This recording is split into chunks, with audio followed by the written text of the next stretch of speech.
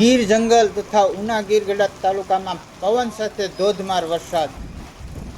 ઉના શહેરના નિશાન વિસ્તારોમાં થયા પાણી તેમજ ગીરગઢડાના ધોકડવા જસાધાર જૂના ઉગલા ખીલાવડ ગીર જંગલ વિસ્તાર ગામોમાં વરસાદ. અસહ્ય ઉકળાટ અને બફારા બાદ વરસાદથી લોકોને ગરમીથી મળી રાહત. આવા જ વિડીયો તમને જોવા ગમતા હોય અને સૌથી પહેલાં જોવા માટે વોઇસ ઓફ ઉના ન્યૂઝને શેર કરો, લાઈક કરો, સબસ્ક્રાઈબ કરો.